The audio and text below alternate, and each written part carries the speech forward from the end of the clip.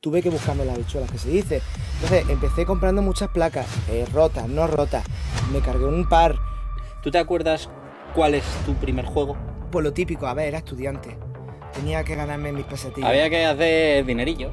Necesitas microscopios 100%, porque ¿Qué son los sistemas más complicados que te encuentras de protección que se pueden reparar? Sega, como te digo, Sega era el culo inquieto del mercado, en el sentido de que sacaba las cosas a prisa con tal de que no lo tenía en el terreno. O sea, tengo Sega móvil. ¿Qué tal, amiguitos y amiguitas del arcade? ¿Cómo estáis? Bienvenidos a otro episodio de Arcade Levels Podcast. En este caso traigo un gran amigo y un invitado, que ya estabais aquí solicitando cómo cuidábamos las máquinas, cómo reparábamos, cómo hacemos cositas. Y bueno, os he traído a uno de los mejores. O sea que, sin más dilación, por favor, Juan, vente para acá. ¡Vamos! Tenemos público, siempre tenemos público, nos encanta el público. Público, no se oye, no se oye. Bueno, Juan, gracias por venir, chaval. Otra vez por aquí por Zaragoza. Sí. Dos besos, Fidel, dos besos. Pues básicamente Juan es un gran amigo mío. Viene de Ávila, viene de vacaciones y hemos decidido capturarlo para que nos eche una manilla a reparar cosillas. Sí, ¿Y nada? algo he reparado ya por ahí. Pues nada, Juan, cuenta un poquito quién eres, a qué te dedicas. Yo soy programador informático, acabé la carrera de informática en Jaén Capital, soy natal de Jaén, tengo un acentaco cerrado que no se me ha ido en la vida y poca cosa más. Y he estado en Madrid trabajando de programador informático para Traxa, que es una empresa del ministerio, y hace unos años, 3 años, pedí el traslado y ya estoy viviendo en Ávila. Entonces antes, cuando vivía en Madrid, tenía más cerca venir. Ahora acá ya más cerca, pero bueno, de vez en cuando te vas viniendo por aquí. Sí, llevaba ya un año sin subir aquí a Zaragoza, así que... Pues bueno, el resumen, chicos, es que al final pues hay mucha necesidad de reparación de placas y de cosas que tenemos, ¿no? Y entonces las cosas así un poquito más antiguas, pues bueno, Juan es un especialista en ellas, sobre todo en sistemas de Sega. ¿Y hace ya cuántos años nos conocemos? ¿4 o 5 años? Sí, porque estaba yo en Madrid, sí, 5 años. 5 añitos, y pues desde entonces pues siempre nos ha echado una mano y hemos necesitado, pues bueno, sobre todo en sistemas de model, para pues juegos tipo Daytona, Sega Rally, todas estas cosas, pues a veces se petan y buscamos a los mejores, ¿no? Y Juan pues es uno de ellos. Entonces, bueno, que nos expliques un poquito de dónde viene la afición, ¿no? De la parte de las placas, de la reparación, de los videojuegos, y que te expliques un poquito de dónde te viene todo esto. Pues a ver, me viene porque yo me crié en un pueblo pequeño de la estepa de Jaén, pegado a Cazorla, está al lado de Úbeda del pueblo, se llama Torre Perojil, y allí había un operador de máquinas, y en toda la zona había muchos operadores de máquinas, y había unos recreativos en mi pueblo. En mi pueblo han llegado a haber 3 recreativos a la vez, en un pueblo de 7.000 habitantes han llegado a haber 3, y cuando hubo el tercer recreativo duró unos poquitos meses porque no llevan bien el negocio, pero han estado casi consecutivos 2 recreativos muchos años.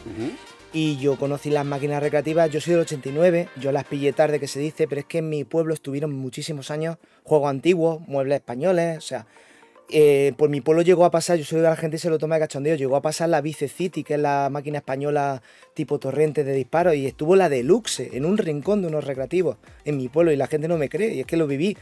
Y entonces, claro, a raíz de ver las recreativas y los videojuegos me llamaron la atención, en esa época, como era niño, me llamó la atención jugarlos. Y ya cuando me metí al tema de informática y electrónica, me empezó a llamar la atención cuando empecé con las videoconsolas y empecé a ver el hardware de las placas arcade, porque mi primera placa arcade fue el Thunderhawk de Gaelco. O sea, es mi primera placa y me vino con la compra de una consola porque el hombre me la vendió, no sé si me la regaló, pero fue lo que me hizo meterme. Y a partir de ahí, pues que te digo yo, conseguí la Asterix y empecé poco a poco y me empezó a llamar la atención. Básicamente empezó como un hobby de juegos, porque me encantaba la recreativa.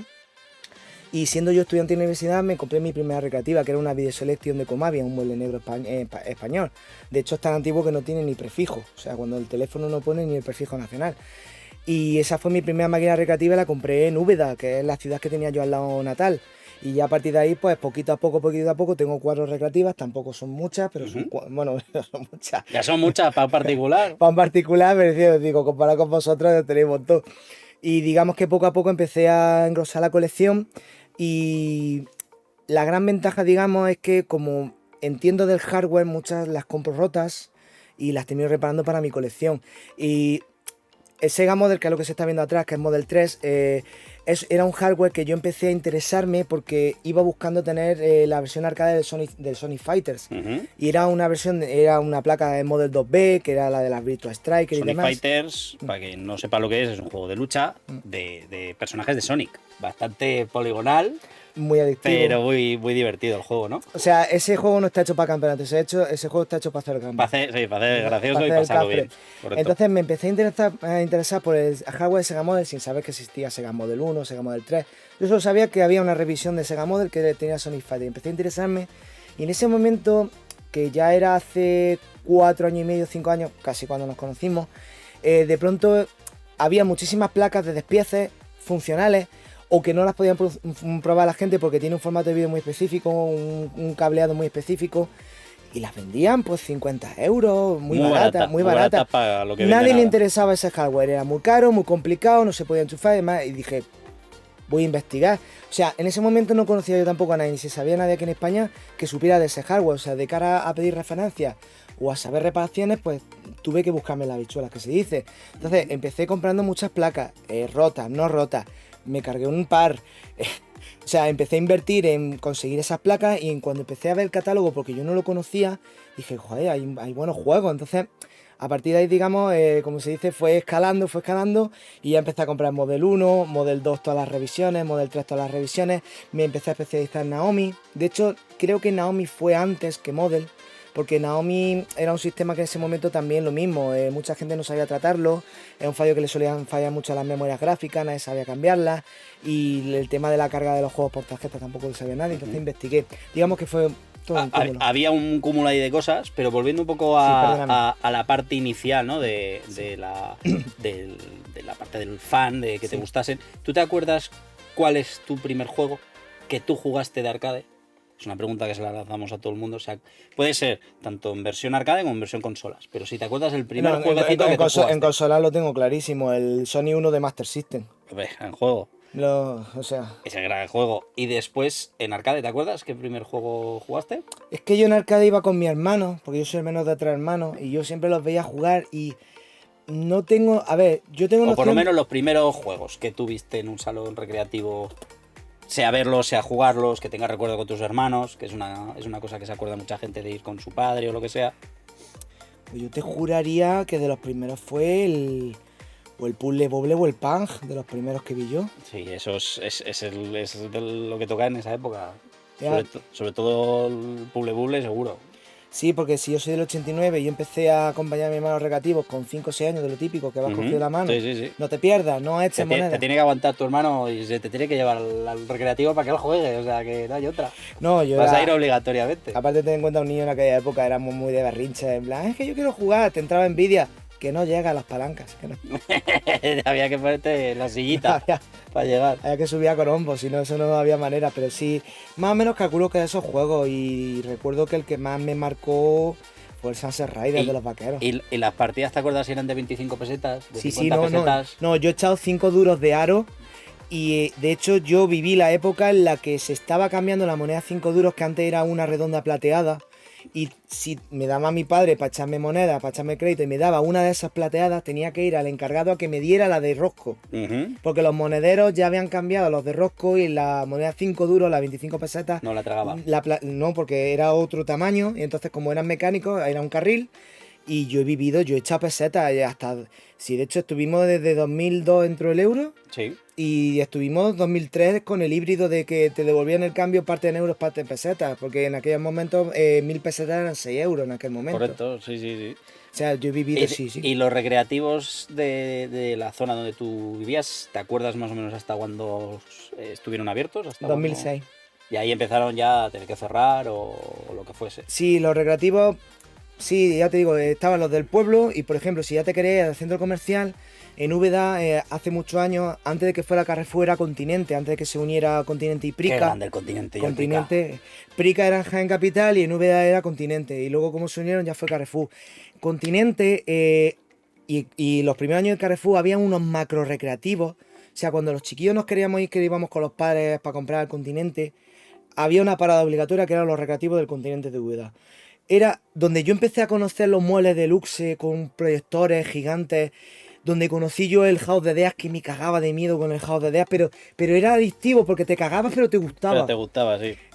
Descubrí los Marvel vs. Capcom. Yo en mi vida había visto a los personajes de Marvel jugando, porque eran placas caras que no habían pisado mi pueblo, pero yo veía a Hulk, veía a Ryu pegándose de golpes con Cíclope y yo decía, ¿esto qué es? O sea, eso está cojonudo. entonces, claro, eso eran recreativos que lo recuerdo que la partida eran 20 duros. La compañía de los recreativos, ¿te acuerdas? Normalmente todo lo que era centro comercial siempre era franquicia New Park. Pero ¿te acuerdas si era New Park o era alguna otra empresa? Es que en sí era una bolera, era no sé qué bowling, pero posiblemente Planet Bowling, dices. Pues podría ser, es que El público opina. El público opina. Es que ya digo, era una compañía, una bolera, pero había unos recreativos de fondo y eran enormes. O sea, es que claro, New Park estaba por todos sitios, pero había mucha gente que tenía sus propios locales también. Hombre, siendo Continente seguramente sería una filial, una nacional de algo. Pero ya te digo, o sea, había panorama. Y luego ya, si te querías ir a la Liga Suprema, era hacer un poco más de kilómetros con tus padres, irte a Linares. Sí. Que te ibas al cine de La Bolera, pero a 2 calles estaban los recreativos París. Y los recreativos París, en lo que se dice en la provincia, eran los que tenían los juegos en las máquinas recién salidas.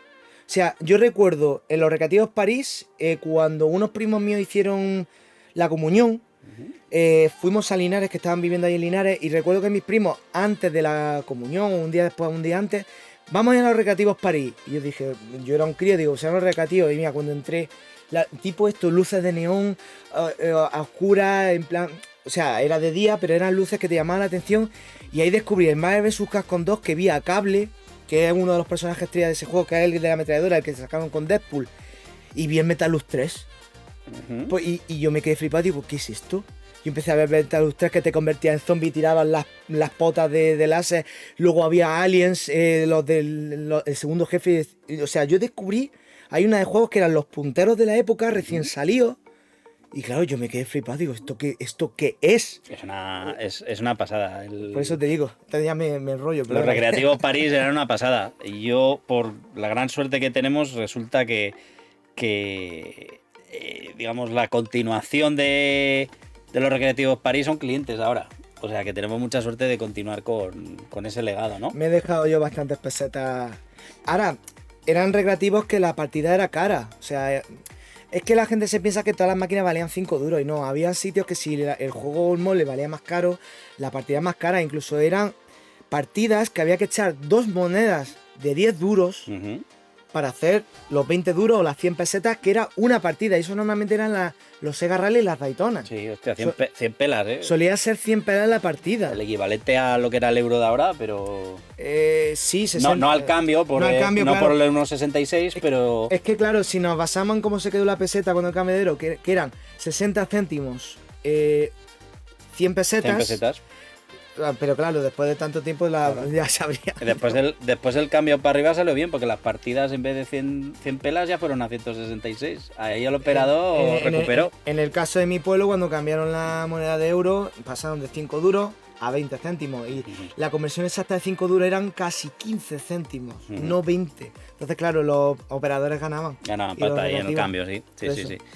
Y volviendo a la parte de las reparaciones y todo esto, dígame. ¿Cuándo empezaste a reparar? ¿Cuándo viste que te gustaba reparar? ¿Con cuántos años? ¿Dónde reparabas? Pues mira, lo que me hizo interesarme por la electrónica y por la informática fue que en casa de mis padres, cuando cambió mi padre, que tenía en su oficina un ordenador, era un Pentium 1. Pentium 1, pero ni Pentium 1 eran los genéricos equivalentes a Pentium 1, pero no eran Pentium 1. Y se trajo el ordenador porque lo habían renovado. Y entre mi hermano y todo empezamos a trastocarlo y demás. Y me di cuenta que, o sea, le empecé a trastear las tripas y empecé a ver muchos componentes, no los reconocía, no sabía lo que había ahí dentro, pero no sé, los componentes me llamaban la atención. Digamos que el detonante que me hizo querer interesarme en la informática electrónica fue que con la PlayStation 1, que fue, digamos, la primera consola oficial que entró en mi casa, lo que pasa que la Master System era un regalo de mi hermano mayor de la comunión, y lo típico, el hermano mayor no tocas, que es mi consola, no la tocas, pero la que nos regalaron a los 3 hermanos fue ya la PlayStation 1 y nos lo regalaron con el Tomb Raider 3 y el FIFA 2000, que fue el pelotazo de música que pegaron. Y a raíz de que se nos rompiera un vibrador de uno de los mandos, porque nos vino con DualShock, me hizo interesarme por ver cómo podía reparar el motor. Entonces lo desarmé, que era un destornillador de estrella normal, y empecé a ver las tripas de cómo eran los mandos, porque yo había visto los de Mega Drive que eran muy simplitos, y cuando vi los de PlayStation con los vibradores, porque yo nunca había visto un mando vibrador por dentro, pues me hizo interesarme a raíz, digamos, de ahí, poco a poco, en intentar reparar radios, en intentar trastear pequeños electrodomésticos, y ya me empecé a interesar en lo que es la electrónica, y ya de ahí derivó en que ya quise hacer bachiller de ciencias para meterme en carrera de informática.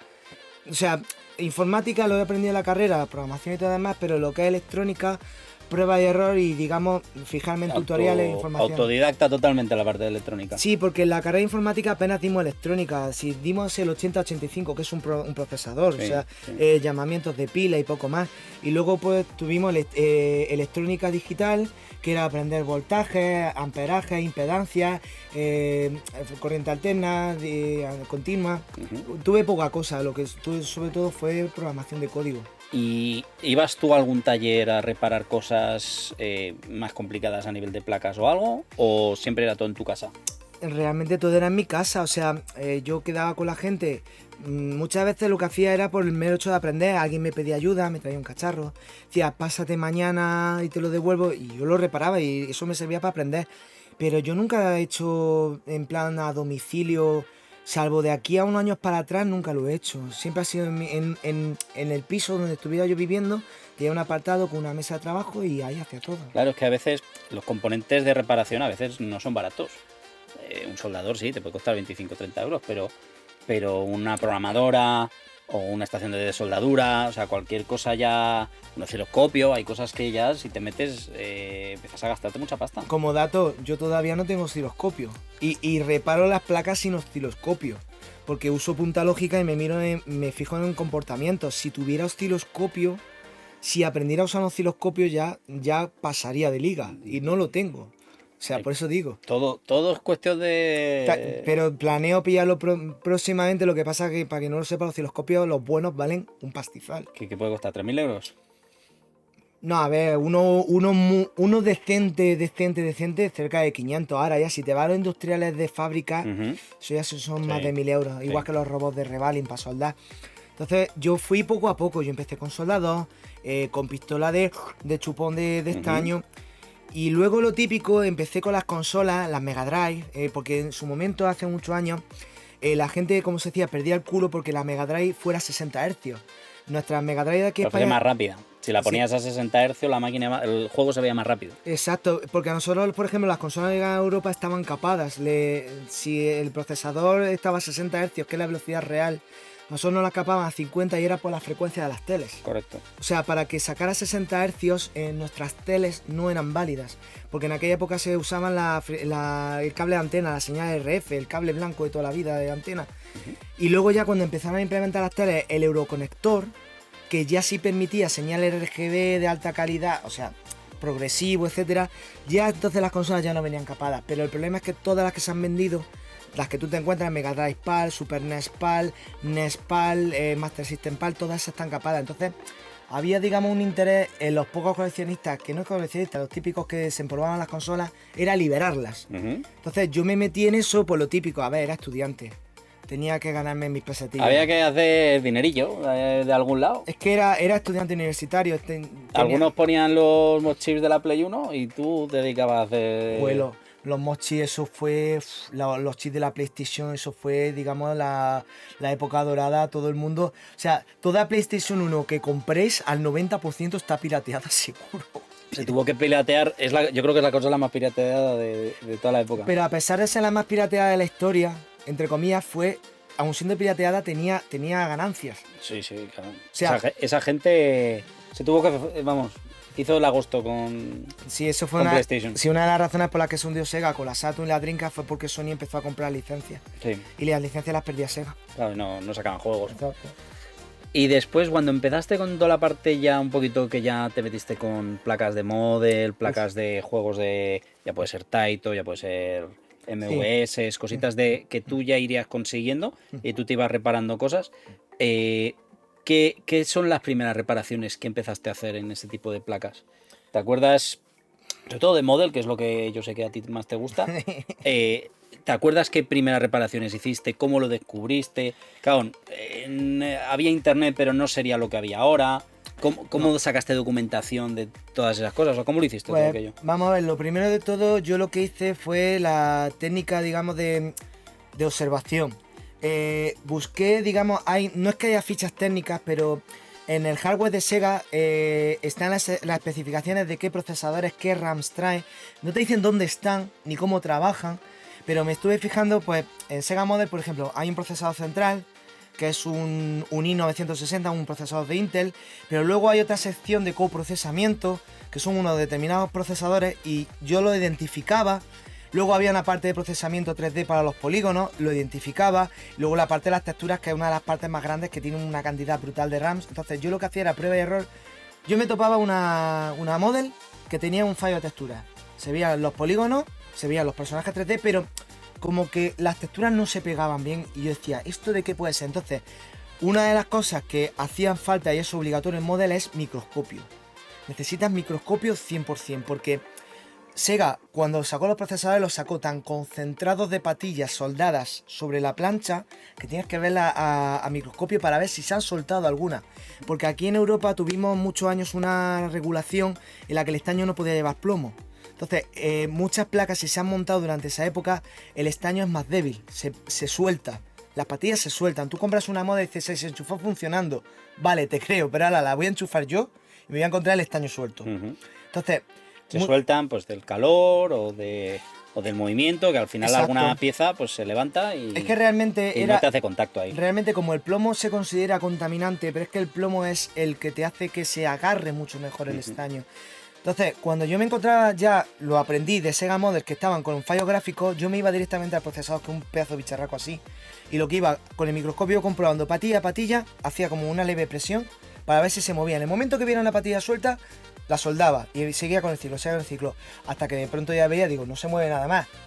Enchufaba el juego y se iba perfecto. Entonces, digamos que fue prueba y error de saber dónde están los componentes, cuál puede ser el que actúe. Por ejemplo, otro fallo que me encontraba mucho eran fallos de polígonos, pues que el juego se estaba dibujando y se veían cosas raras. Se veían cosas raras. El problema es que eso sí que tuve yo que ingeniármelas porque no había información.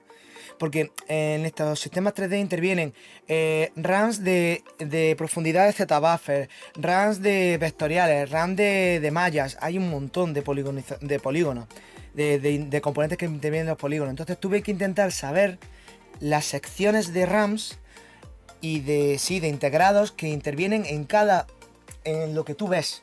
Entonces fue mucho prueba y error, y como he tenido tantísimas modelos en la mano, he reparado tantísimas y tengo bastante de la colección, digamos que ya, como se dice, me las conozco como si lo hubiera parido. Porque al final, en ese formato de los errores de RAM, ¿qué hacías? Quitabas una RAM, arrancabas y veías a ver lo que fallaba. Sí. Para ver lo que ocurría y después la volvías a poner y vas quitando y poniendo cosas a ver qué fallaba para descubrir cómo funcionaban. Dependiendo de la model sí hay que hacerlo, porque cuando tú pones el piso del juego, o sea, para que hagan idea, las Sega Model son una placa principal, dependiendo de la revisión, y luego lleva como una mini, que es el juego. Y luego opcional hay sistemas que son un piso de GPU, un piso de CPU y el juego. Dependiendo de este componente que tú te hueles que está roto, puedes testearlo, digamos, en caliente, si lo tienes al aire. Pero en el caso de, como te digo, de las Model 2B o de todas estas, cuando había fallos de polígono, las RAMs están debajo de la plancha del... Entonces, yo lo que hacía era, y lo que sigo haciendo, tengo, digamos, una serie de models vivas, funcionales, y lo que hago es usarlas de conejillo de indias para intercambiar RAMs, cuando en esos casos no tengo manera de acceder a la RAM. Entonces, obviamente, si cambio una RAM y me ha desaparecido el fallo, quiere decir que esa RAM está mal, entonces procuro volver a arreglar la que he usado de reparación.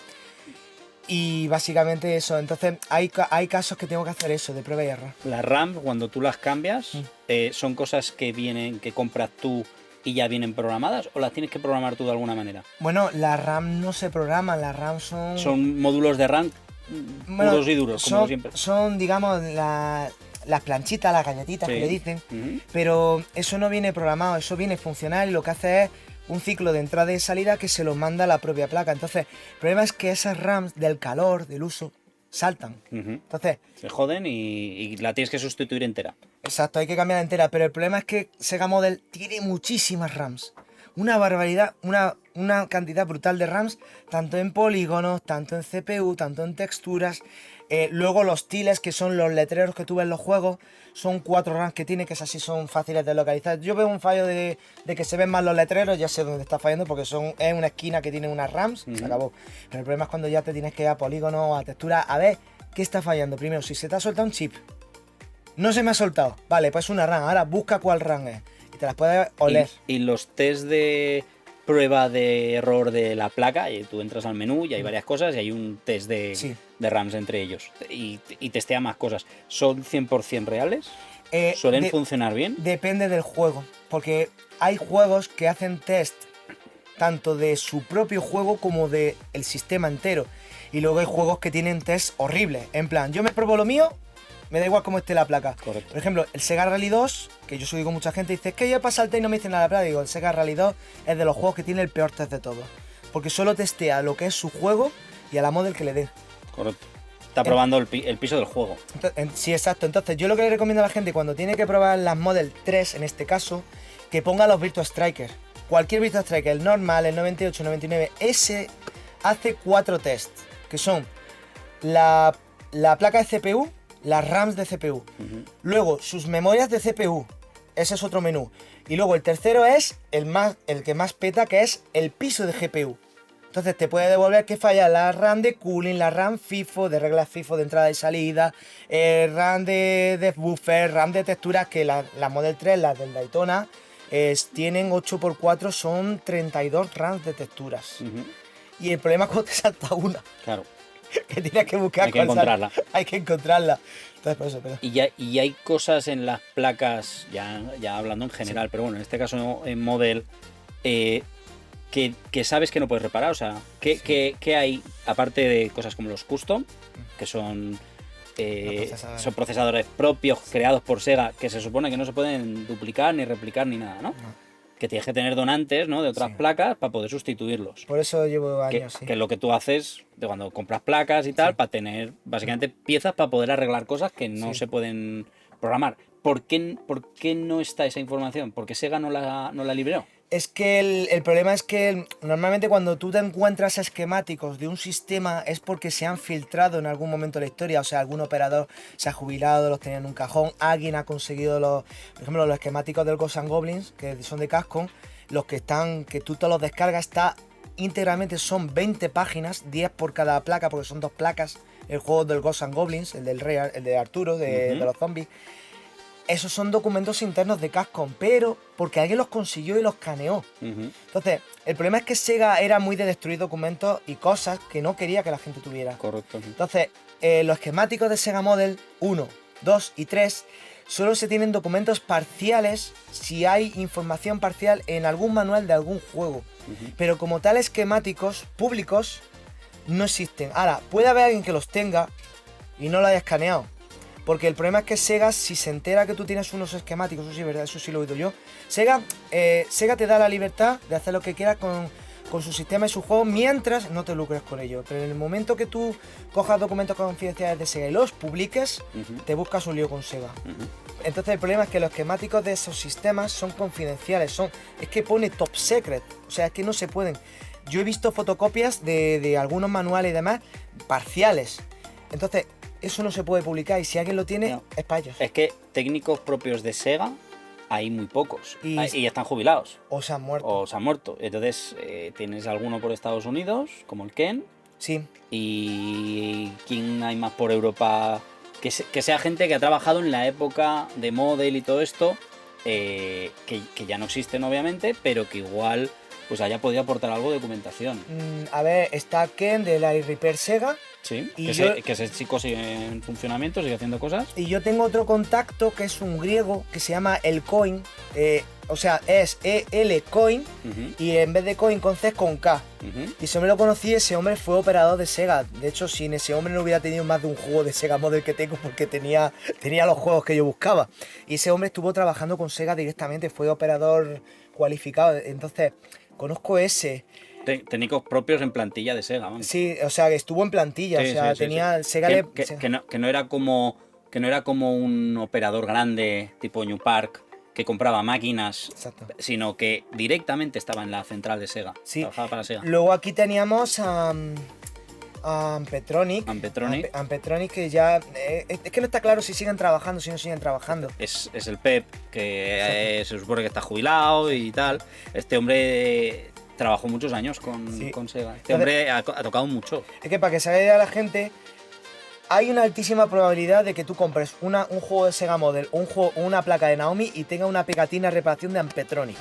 Es muy probable que la tenga. En algún momento de su vida se ha roto y la ha reparado Ampetronic. Tendría que pasar por ahí, sí. Sí, segurísimo. O sea, yo tengo muchísimas placas de Sega que tienen la pegatina de Ampetronic. No, la verdad es que ellos... no era una empresa gigantesca, pero pasó mucho material de Sega por ellos. Sí. Y la verdad es que hicieron mucha reparación. Y después, toda la parte de model, reparaciones, todo lo que tú has ido haciendo, ha sido autodidacta. Sí.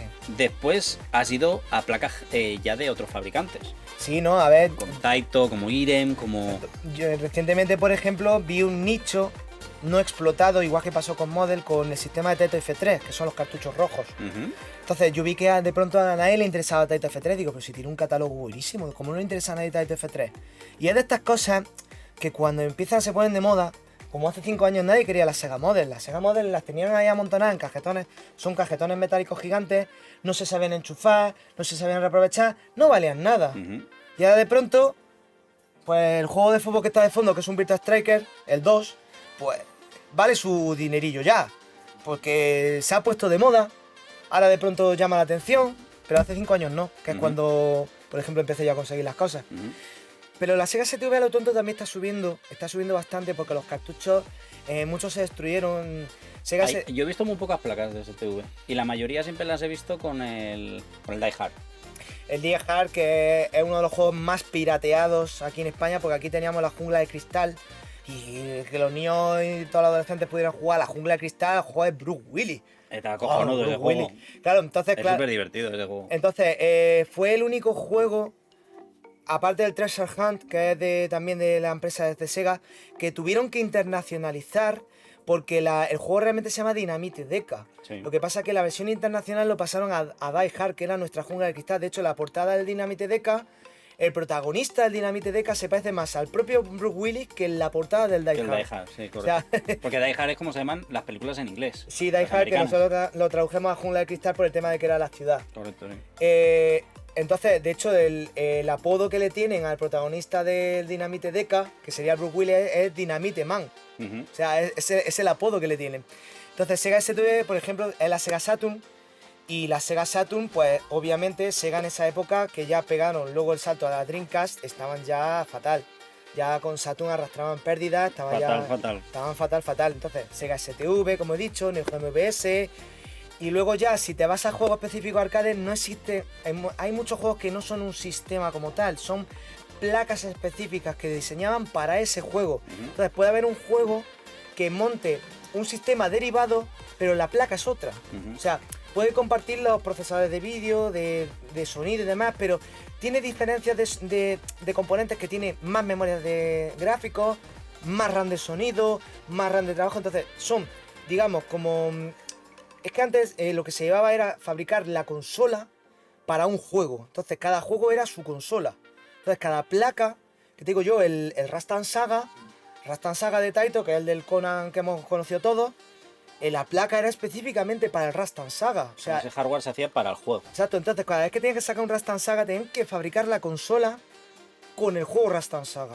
Entonces, digamos que hubo una época en la que ya los sistemas arcade de empresas dijeron, vamos a sacar un hardware lo suficientemente potente que estemos 5 o 6 años sacándole juegos, pero que no se nos quede corto. Y aquí Sega pecaba. Aquí Sega pecaba de ser cagaprisa. Pecaba mucho. Entonces, Capcom, cuando sacó el Ghosts and Ghosts, que era la segunda parte del Ghosts and Goblins, sacó el Capcom CPS-1, que es del Street Fighter 2 que conocemos. Entonces, Capcom empezó en el 88 con ese sistema y creo que dejó de sacar juegos en el 93 o 94. Sí, hicieron un hardware muy potente. Entonces, Capcom dejó la puerta abierta a estar muchos años sacando juegos para ese sistema. ¿Qué es la gran ventaja de ese sistema? Que es modular. Hay una placa base principal, que es la base A que le dicen. Luego la siguiente base, que es la B, que es el juego. Luego había una tercera chiquitita, que es la C, que era la protección. O sea, para que el juego arrancara, para que tú no te pudieras convertir. O sea, la empresa lo que querían que si tú te querías montar otro juego tenías que pasar por su servicio técnico. Querían asegurarse eso y por supuesto que no le piratearan a otra empresa. Entonces, ¿qué pasaba?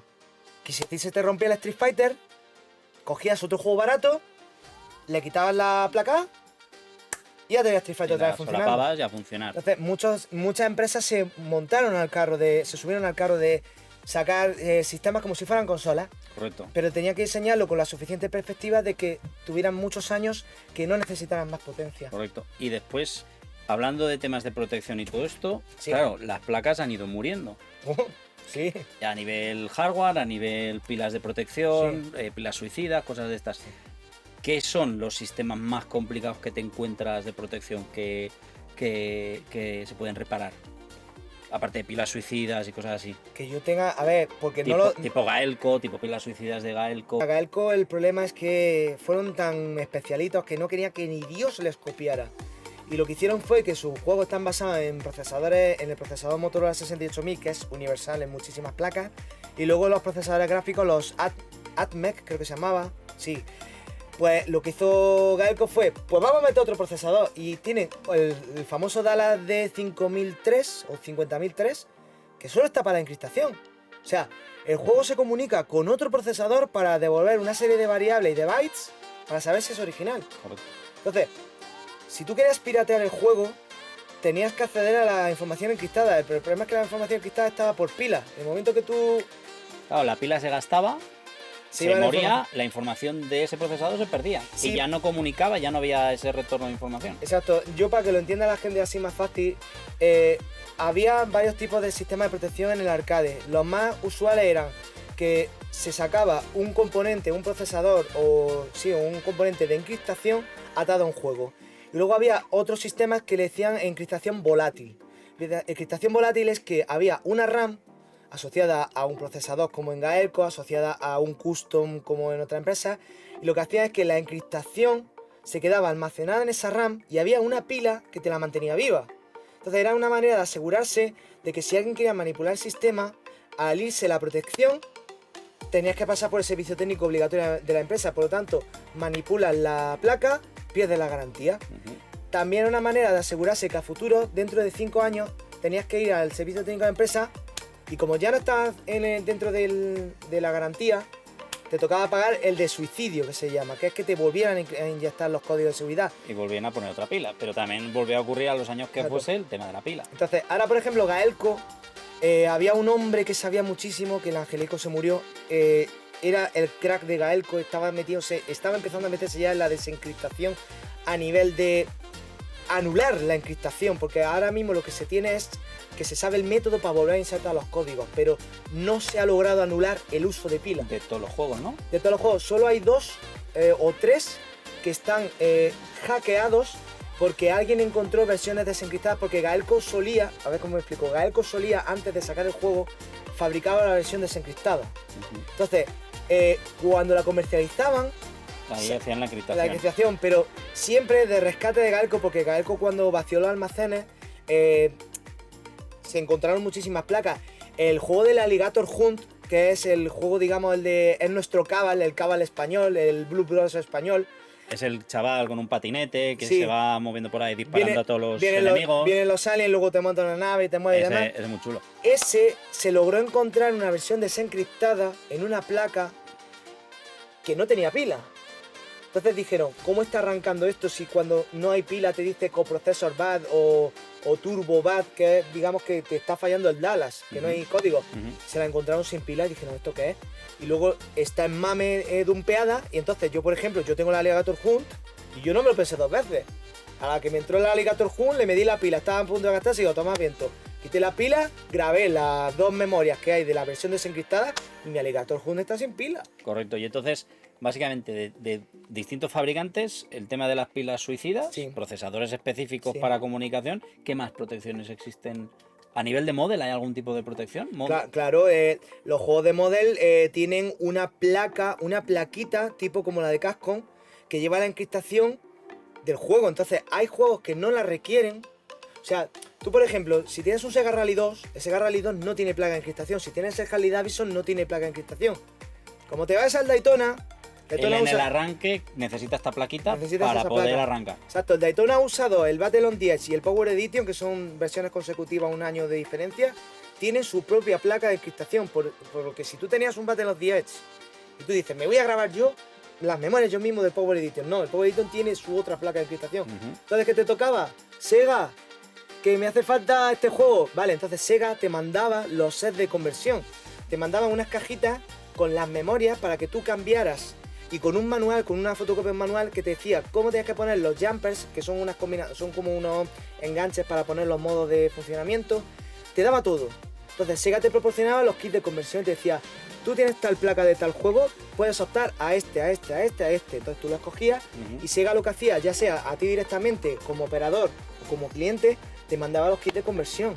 Entonces tú transformabas el juego. Entonces es muy normal encontrarse juegos de Sega que estás viendo que es un Daytona USA 2, pero la caja por fuera pone Sega Rally 2, o la placa de juego de dentro tiene pegatinas que pone Sega Rally 2 o Virtua Striker. Es de lo más común. Son las conversiones que se han ido haciendo. Exacto. Que son oficiales, pero son conversiones para... Conversiones oficiales o reparaciones de alguien que tenía... Porque las placas de juego también tienen componentes especiales, pueden romperse. Entonces hay gente que a lo mejor tiene un Virtua Striker de fútbol y tiene un Daytona roto.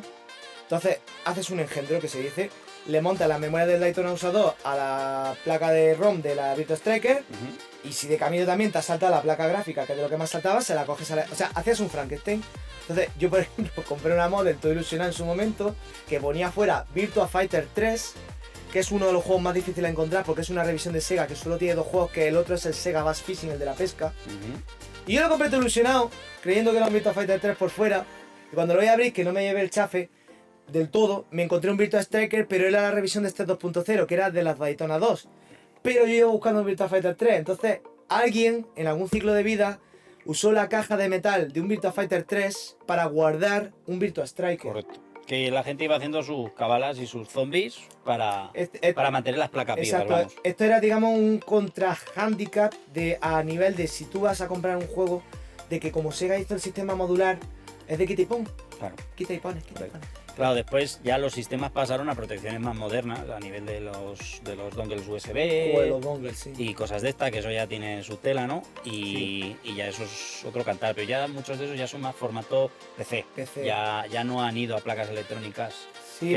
Que lo último ya de Sega de placa electrónica básicamente fue Sega Naomi, que yo sepa. Naomi, los cartuchos, o sea, ya por explicarlo, Naomi tiene varios formatos de carga de juego. Tiene formato cartucho estándar y tiene formato CD-ROM. Entonces, los cartuchos estándar, dentro del cartucho estándar hay un chip de protección que es el mismo formato que usan tanto para los cartuchos de Sega STV como para las Model. Es el mismo chip. Lo que pasa es que lleva una numeración porque lleva dentro una serie de combinaciones lógicas para el juego en cuestión.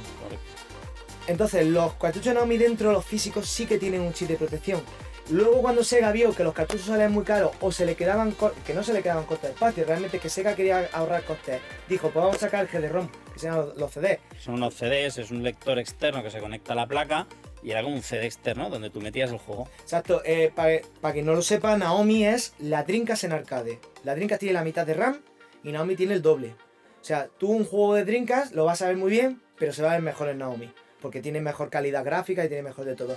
Entonces lo que hacían es que si tú pasabas al formato GD-ROM, a la Naomi le tenías que poner un cartucho morado que le decían el DIM, al que le conectabas el lector. Entonces el juego original, que era un CD naranja, GD-ROM, porque era un formato de ellos, era como un CD de alta capacidad, no quisieron pagar los... ¿Eran de 1 giga, puede ser? No, creo que eran 900 ¿no? Casi 1 giga. Sí. Sega no quería pagar derechos de autor a Sony, porque Sony era el que llevaba el cotarro a los CD-ROM en ese momento, y dijeron, vamos a sacar un formato propio o vamos a usarlo de una third party. Es que no me acuerdo si el CD-ROM era de ellos o era de una third party. Y lo que hacían con el cartucho donde tú cargabas el CD, llevaba un PIC, que es un chip de protección, un PIC 16, y dentro llevaba la información encriptada del juego en cuestión. Era el equivalente al cartucho físico con su chip, pero al formato GD-ROM. Entonces, tú cargabas el juego y tenías que tener el PIC de seguridad del juego, y si tú querías cambiar de juego, Sega te tenía que mandar el GD-ROM y el PIC de seguridad del juego concreto. Correcto, el PIC es como un chip pequeñito. Exacto. Que es el que os está diciendo Juan, que se inserta, y esto pasaba también en Chihiro. Juego en Chihiro y en Limber. Y en Triforce. Y en Triforce, en todo. Básicamente son unos chips que había que adjuntarlos, ¿no? Ahora ya, por suerte, pues ha habido mucha solución a esas cosas cuando tocaba, porque claro, Sega no era precisamente barata en esas reparaciones. Mira, Sega, como te digo, Sega era el culo inquieto del mercado, en el sentido de que sacaba las cosas a prisa con tal de que no lo comieran el terreno. El ejemplo que he puesto antes, el Virtua Fighter 3 Sega Bass Fishing, fueron los primeros juegos de Sega Model 3, pero Sega es que los sacó tan a prisa, que cuando fueron a sacar el siguiente juego, que fue el Skull Races, se le quedaba corto. Entonces, la Sega Model 3, para que lo entendáis, está Step 1.0, 1.5 y 2.0 o 2.1, que los dos últimos son compatibles entre sí. Básicamente hay 3 subramas de Model 3. Y cada subrama ha ido ascendiendo porque tenían que subirle de vuelta a los procesadores. Han ido aumentando la potencia para la calidad del juego. Megahercios, RAMs o potencia de los procesadores. Entonces, cuando fueron a sacar el Skull Race, que es un simulador de carrera buenísimo, dijeron que se me ha quedado corto. No puede. La Model la primera no podía con el juego. Entonces el problema es que se vieron con tantísimo stock de Model 3 Step 1.0, que como repito, Virtua Fighter 3 y Sega Bass Fishing, se suele decir que hay un juego que no está rescatado porque es específico de Sega, de los Joy-Poly, que era Boat Race GP. Era un juego de lanchas y estaba en los Joy-Poly. Se dice que Sega empleó casi todo o mucho stock de lo que tenía en ese juego. No está rescatado porque Sega, cuando tenía los acuerdos con los Joy-Poly, que eran los centros comerciales oficiales de Sega, si una máquina tenía que ser ese Joy-Poly, se iba a la trituradora. Y ahí no había en plan, yo te firmo que te lo voy a triturar, pero lo dejas guardar en una cochera de X años y luego lo saca No, ahí se destruía. Ese juego no se tiene, se sabe documentación que existe. Entonces, Sega era muy de sacarlo a prisa. Entonces, si en el mismo año de sacar este 1.0 y de pronto desarrollan el Skull Race y se quedan cortos, pues a prisa y corriendo tuvieron que sacar otra revisión que era 1.5, que era el piso gráfico. Hay 6 procesadores y tuvieron que poner nuevos procesadores subiendo vueltas, que se dice, que eran más potentes porque no tiraba el Skull Race. Ni el Virtua Striker, ni el Jurassic Park Lost World 3D, ni el Le Mans 24, no daba. Y luego ya, digamos, el salto fuerte fue con este 2.0, que es donde salió Sega Rally 2, Daytona USA 2, el Spike Out, o sea, juegos ya, lo que se dice la chicha fuerte, la potente.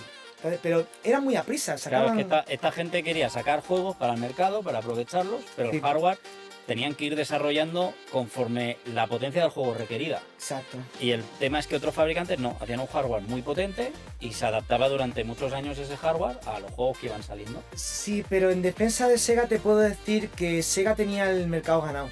Porque, por ejemplo, cuando Sega empezó el 3D, que fue con el Virtua Racing, el Virtua Fighter 1, el 3D Sega era muy pobre, porque era un 3D que no era 60 frames, pero Namco tenía el Super System 20 o 22, que decían el 3D Killer o así. Con Ray Tracer y todo esto. Exacto. No, pero el Ray Trace tenía textura. Yo hablo de los sistemas que no tenían texturas.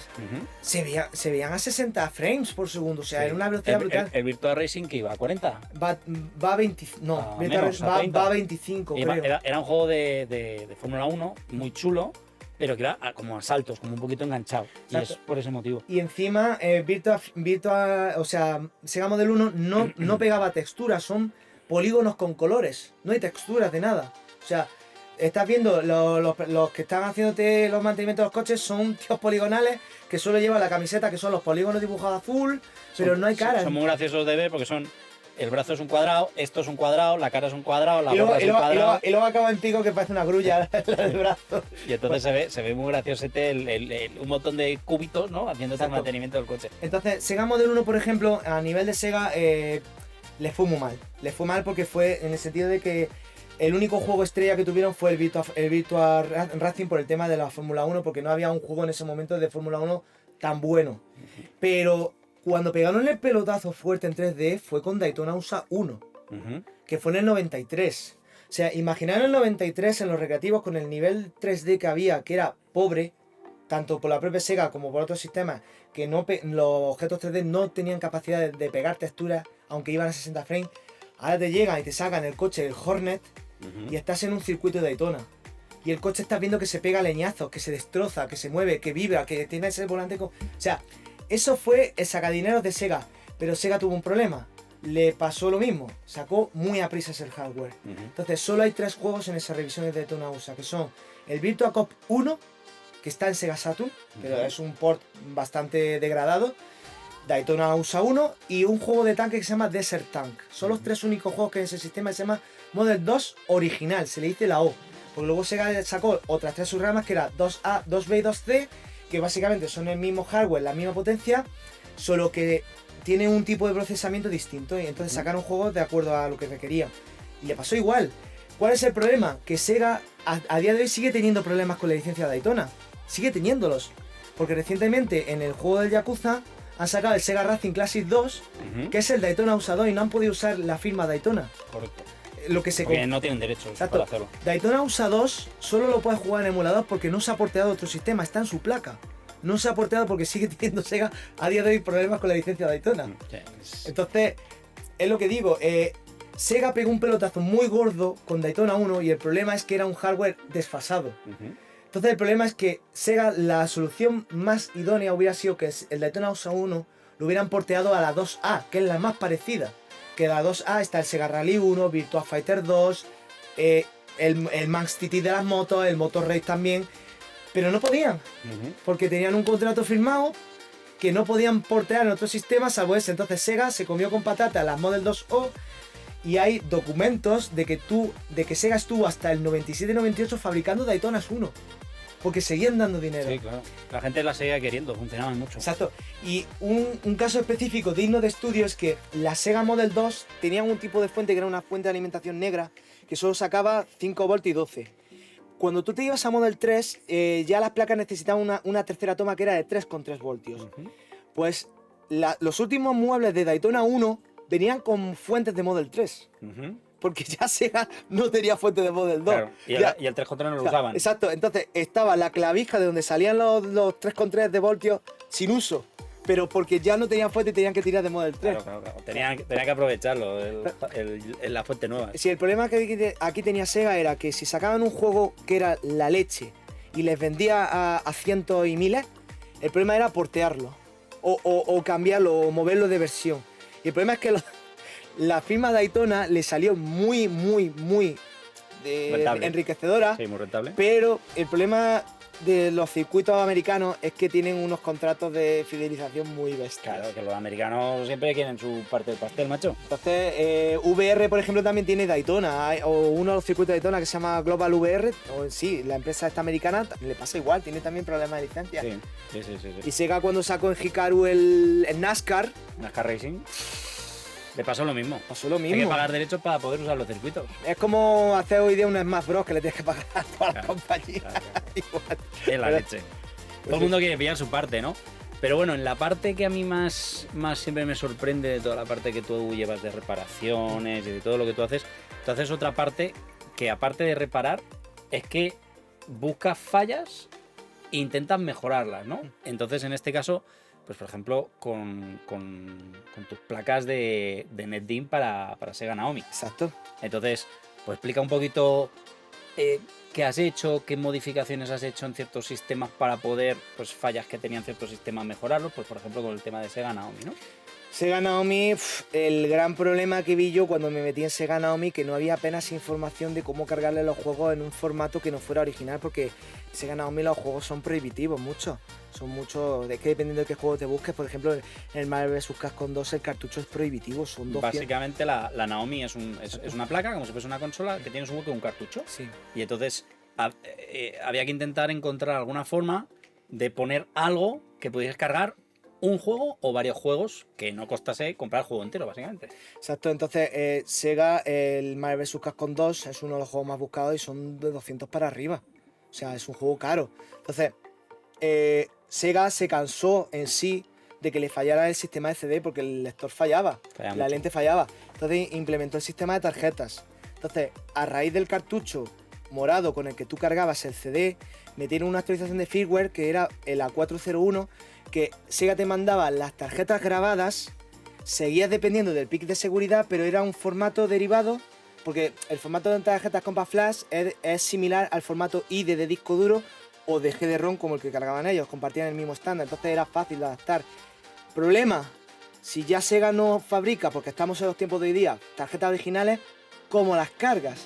Entonces hay un firmware por ahí que anula el que tengas que usar una tarjeta original, un PIC de seguridad original. Entonces el problema es que también en esa época apenas había info cuando yo me metí. Y entonces había que hacer un baile de salón súper elaborado para lograr preparar un cartucho con el firmware adecuado para que te lea las tarjetas había que grabarlas de una manera, había que hacer muchísimas cosas. Y yo lo que hice fue investigar en plan, ¿y por qué no sería viable saltarse unos cuantos pasos para hacerlo más sencillo? Entonces, una filigrana que se hacía es que si tú querías optar al firmware no original para que cargara tarjetas, el 402, porque el 401 era el original de Sega y el 02 era el modificado. Había que hacer en los cartuchos una movida que era tenías que coger un cartucho normal de DIMM y coger un NetDIMM, que era el equivalente pero con un puerto RJ45 para que tú le cargaras el juego por red. Había que coger la placa de comunicaciones de un NetDIMM, ponérsela a un DIMM, pasarle el fichero de update a 3.17 y luego, una vez que tuvieran 3.17, no, al contrario, perdón, había que grabarle un chip el chip de firmware, había que desoldárselo, grabarle externamente el firmware 3.17, soldárselo y una vez que estuviera funcionando meterle la update a 402. O sea, todas esas cosas, todos esos procesos para convertir, digamos, un lector sí. DIMM o NetDIMM para cargar juegos por PC, básicamente. Sí. Todo eso lo descubriste tú, cómo poder gestionarlo y qué hacer para poder adaptar esos cartuchos a poder cargar juegos por CD, básicamente. Sí, Perdón, por PC. No, pero el formato NetDIMM de Red ya estaba inventado. Eso estaba inventado. El problema era la carga de tarjetas, porque como hemos dicho, los cartuchos DIMMs y NetDIMMs son lo mismo, pero no. Entonces, el DIMM estaba preparado para cargar por GD-ROM. Y el NetDIMM estaba preparado para cargar por GD-ROM y también por red. El problema está en que no había manera de aprovechar un DIMM normal bien, porque también tienen un defecto de carga las tarjetas, que lo descubrí yo. Y de hecho mucha gente cuando sale el tema dice, pero hay un defecto de carga, digo, pocos días has probado tú. Hay un defecto de carga que yo logré arreglarlo. Es el delay, ¿no? Es el delay del arranque. Sí, pero lo provoca la marca de la tarjeta. Lo provoca la marca de la tarjeta, para que entendáis. Cuando la Naomi arranca, tiene que coger el juego. Entonces, la Naomi tiene, digamos, un sistema de reintentos interno que te intenta coger el juego. Entonces, en los DIMM normales, si tú le pones el firmware de tarjeta piratón, en los NetDIMM no les pasa nada, se los traen a la primera, pero como cojas un DIMM normal, tiene un problema de carga que no gestiona el que le entra el juego. Entonces, yo investigando me di cuenta de que había un sistema que yo lo implemento, si alguien me lo pide se lo pongo, que lo que hace es gestionar el arranque para que detecte cuando no ha entrado un juego y gestionar que la Naomi lo vuelva a coger. Y lo vuelve a intentar. Normalmente suelen entrar los juegos. Puede entrar a la primera, a la segunda, a la tercera, a la cuarta, pero tú ya no tienes que estar atento a conectar, desconectar, la alimentación. Porque si no tendrías que parar cartucho entero o placa entera y volver a encenderla. Exacto. Hasta que lo enganche. Sí, y tú has hecho un bucle, digamos, sí, que es automático, que lo hace coger. Que es el que tenéis, entre Correcto, otras cosas. Sí. Nosotros teníamos esos problemas y Juan nos lo resolvió. Ahí tiene unas cuantas Naomi que siguen funcionando tras muchos años con un sistema que funciona. Y entonces tú ahí, al final, con tu locura de profesor chiflado, pues has ido haciendo, digamos, mejoras aparte de las reparaciones a sistemas, tanto Naomi como cosas que pueden ir viniendo porque te surge a ti la necesidad y lo vas haciendo, ¿no? Sí, y después ayudas a terceros, claro, con ello. Sí, a ver, obviamente yo soy un particular y tengo mi agenda y muchas veces me vienen desconocidos y digo, tío, es que no te conozco, o sea, puedo hacerle el favor de darte información, pero eso de te mando la placa, me la mira, no sé en qué estado estás, no te conozco, no sé qué hacer contigo si no funciona, o sea, yo ya directamente hoy día si alguien acude tiene que ser referido.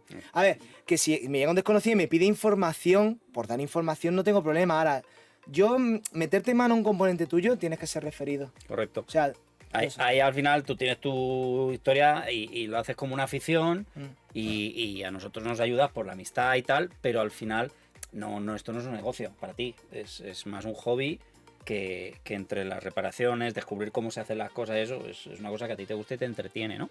Pero realmente, para ir finiquitando un poquito el vídeo, ya hablamos un poquito de la parte de coleccionismo, ¿no? Entonces, tú tienes una gran colección de model y de placas en general, ¿no? Entonces, al final nosotros tenemos pues, una gran cantidad de muebles, una gran cantidad de máquinas grandes, pero igual que aquí en esta sala, pues tenemos un montón de juegos de colección privada de consolas o de PC. Tú tienes hardware arcade en dosis ingentes. 5 años de conseguirlo. A ti, básicamente, ¿qué es lo que tienes? Un resumen general, si se puede decir, obviamente, Tengo... de qué es lo que más coleccionas, qué más tienes, qué es lo que te falta. Lo que más tengo es Sega Model. O sea, tengo 200 Sega Model. Que es casi todo el hardware de Model que existe. Sí, porque muchos juegos los tengo repetidos, porque los he ido encontrando de esto que los rescato. Me faltan a lo mejor 4 juegos concretos para cerrar lo que consideraría yo el full set, porque hay juegos imposibles que no voy a encontrar ni en esta vida ni en la siguiente. Entonces, de todos esos, por ejemplo, tengo 8 Indy 500, porque los he ido encontrando. Tengo 4 Sega Rally 1, tengo 4 Motor Raid, 4 Max TT, tengo 3 de Alive, porque salió en Sega Model, que es a nivel 3D buenísimo. Tengo un Sonic Fighter original y otra conversión que me hice para no gastar el original, por aquello de que no quiero que se rompan las memorias, pues tengo una conversión porque lo juego mucho. Lo que he ido rescatando, pero sí, cerca... Yo creo que ya he pasado las 200, tengo 200 Sega Model. Y para acabar el full set de Models, que te faltan 4 placas. Lo que yo considero full set. Si nos ponemos tiquimiqui con el full set, no lo completa nadie. Porque faltan placas que ya no existen, o se han destruido o lo Se han que destruido y algunas son prototipos. Ya, correcto. Y en total, sin contar las repetidas de Model, ¿cuánto es el full set? 60, 70, 80 placas. Entre Model 1, Model 2 y Model son? 3 son cerca de 70 u 80 juegos. Ok. No, pues ya es una colección muy potente de entender que no estás hablando de una cajita, que no estás hablando de algo así. No. Estás hablando de una cacharra. Son unas placas enormes que venían en cajetones metálicos. Yo en la colección los cajetones metálicos se los da al chatarrero. Porque ya no está el mueble, o sea, esos almacenes estaban orientados a que se armaran en el mueble. Y si yo tengo esa Model, es que el mueble lo han destruido. O sea, el mueble ya no existe. Entonces, ¿para qué quiero yo la chapa metálica? Entonces, yo lo que hago, tengo cajas de cartón a medida, en donde las tengo guardadas, que con sus lomos y todo bonito, y poco más, pero... Y tú todo eso después tienes también, pues me imagino, tus parte de MVS, ¿te gusta? Sí. ¿Te gusta toda la parte de Neo Geo MVS, que es muy chula? También ahí tienes tus buenos juegos. Sega STV y luego lo que es el formato JAMA, pues placas de su padre y su madre. Tengo el Cowboy Submu Mesa de Konami, el Sunset Rider, el Tortugas in Time, Buki O'Hare. Luego ya tengo el Gradius 4, que me hice una conversión yo con un juego de baloncesto que es la misma placa. De Sega tengo las System C, que son el Puyo Puyo, tengo el Golden Ace 1, el Michael Jackson. O sea, tienes una gran colección de placas que sí, al final las tienes porque te gustan y a la par también cuando te da las sacas y las pones en tus muebles y a jugar, ¿no? Es que yo soy de esos casos raros de coleccionista que se enchufa sus placas para jugarlas. Entonces ya a mí me da el venazo y digo... Tú no te pones la... Me pongo a mirar la estantería y la cojo y la... Tú no te pones la Pandora, vamos. Tú quieres el hardware original. A ver, yo no juzgo a nadie porque tenga un Pandora. A fin de cuentas, esa es una manera de tú ahorrar dinero o costes o quieras tener una máquina sin tener que gastar. La emulación yo no la considero un delito. La emulación es una forma de preservación. ¿Me entendéis? O sea, va a llegar un momento que las placas originales no van a existir. Claro. O sea, ahora mismo estamos teniendo placas vivas que llevan 30, 40, 50 años vivas, pero llegará un momento en que se extingan. En este podcast queda firmado y pactado que si te pasa algo, donas todas las placas al Arcade Level, ¿no? Eso es lo que quieres decirnos, ¿no? Como si te trato de palabra, ¿no? Eso es lo que quieres decir. Entonces, ya te digo, yo más que nada estoy consiguiendo Sega Model porque vi que era un sistema que nadie quería y dije, pues voy a conseguir todos los que pueda, voy a rescatarlos. Yo siempre digo el tema rescatar, porque máquina que está en mi colección es máquina que saco de producción. Entonces, esa placa va a tener mucha más probabilidad de seguir viviendo en mi colección que en producción. Y esa parte de colección también entiendo que tienes algún contacto, alguna persona que si hace falta alguna información o algo cara a emulación, puedes intentar colaborar para conseguir ciertos proyectos emuladores, colaborar con ellos, con tus placas. Yo he colaborado con Mame, lo que pasa que no directamente. Yo tengo un contacto que es Tomás Meirás, Cloud Grip, que tiene un avatar de un cangrejo de Sonic 2. Ese hombre es mi enlace a Mame. Entonces yo cuando me he encontrado cosas raras, que he dicho, esto no está dumpeado, lo he pasado por el chequeador de Mame, este juego no está dumpeado, entonces yo tengo de contacto a esa persona que está directamente ligada al Team Mame. Entonces yo he hecho aportes y he hecho investigaciones y le he dicho, oye, en este driver de Mame que aparece tal sistema, corrige esto, que esto no está bien. Entonces igual que yo me nutro para mis investigaciones de Mame, lo que yo descubro luego lo aporto a Mame. Es que eso está súper chulo, macho, porque no hay gran... Hay mucha gente que puede disfrutar en emuladores de las cosas y puede venir a jugar a Arcade Level, por ejemplo, a un montón de cosas, pero mucha gente no comprende que si tú cargas algo que estás descargado en internet y es en un emulador, alguien lo ha hecho eso, ¿no? O sea, Ha hecho esa labor. Un ejemplo práctico, hasta hace un año y pico o dos, el juego de mafiosos que se llamaba Hard Times, que lo hizo la empresa Playmark, que es una copia de Blood Bros, Sí. de los vaqueros, ese juego llevaba años sin emularse el sonido en Mame porque la encriptación de sonido la lleva un procesador. La única manera de sacar la información de ese procesador era disolverlo con ácido, acceder a la pista de protección milimétrica, cortarla y una vez que está cortada podías leer el procesador, pero claro, nadie se quería cargar. Su placa. Entonces, yo por ejemplo, mi placa que la tenía funcionando y sigue funcionando, yo desoldé ese procesador y lo mandé a Estados Unidos a que se lo cargaran, para que leyeran la información. Y me dijeron, hay probabilidad de que no funcione el proceso y nos cargamos el procesador. Y yo me arriesgué a quedarme sin placa. Y lo que hice fue mandarla a Estados Unidos, me la reventaron entera de ácido, lograron leer la información y luego la grabé de vuelta y funcionó. Y ahora en Mame se puede jugar ese juego porque yo me arriesgué a quedarme sin placa, en pos de todos. Es que todos salimos ganando. No, has hecho ahí un gran trabajo con todo esto, ¿no? Pues nada, chaval, gracias por venir aquí. Como siempre, nos encanta entender a gente, comprender lo que hace el mundo arcade, la parte de lo que tú haces, de tu afición y todo esto. Pero por encima de todo, ahora todo el mundo que viene aquí al podcast nos firma el póster de los Simpsons. Tenemos un póster. Vale, ahora entiendo la firma. ¿Vale? Entonces, bueno, eres nuestro tercer invitado y te toca firmarlo, ¿no? Entonces, por favor, público, necesito un boli... Eso no, todavía no, esperaros. Necesito un rotulador, por favor. Un roti. Un rotri, para que este hombre nos firme la historia.